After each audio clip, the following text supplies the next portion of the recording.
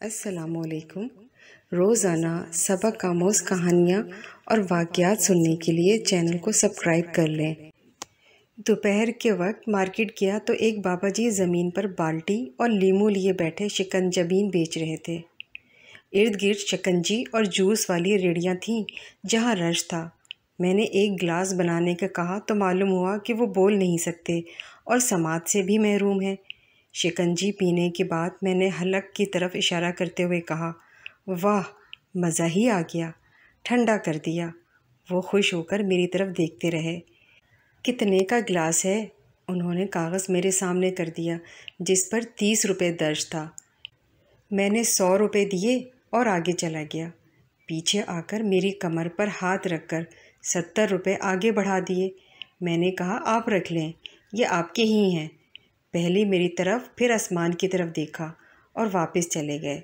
کچھ دیر بعد گھر سے کچھ کپڑے آنے تھے، میں وہ لینے گیا۔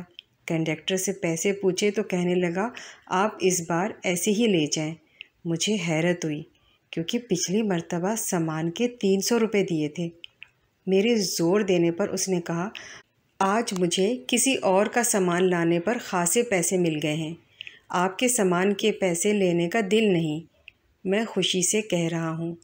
مجھے فوراً سے بابا جی یاد آ گئے۔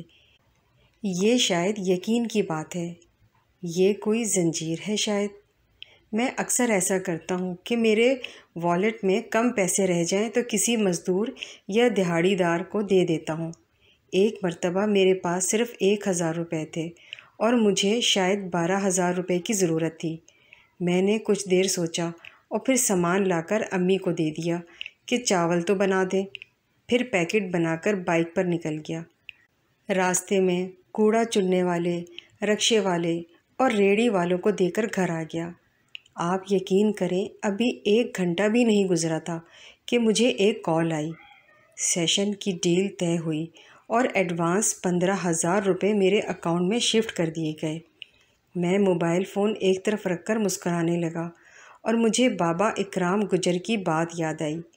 وسیم پتر، ہم سمجھتے ہیں کہ اللہ تعالیٰ ہمارے 1 کے بدلے ہمیں 10 دیتا ہے، جبکہ اللہ تعالیٰ ہمارے 1 کے بدلے اپنے 10 واپس کرتا ہے، اور اللہ تعالیٰ کے 10 کا حساب دنیا کا کوئی ریاضی دان یا کیلکولیٹر بھی نہیں کر سکتا۔ یہ عادت والد صاحب سے لی۔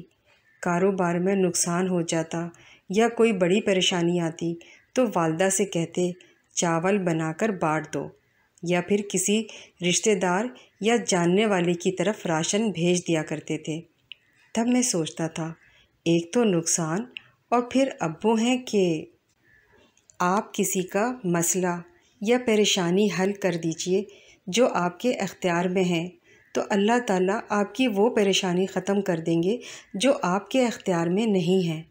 آپ کے بڑے مسئلے حل ہو جائیں گے، بانٹنے والے، تقسیم کرنے والے بن جائیں تو آپ کے بگڑے کام بھی بن جائیں گے۔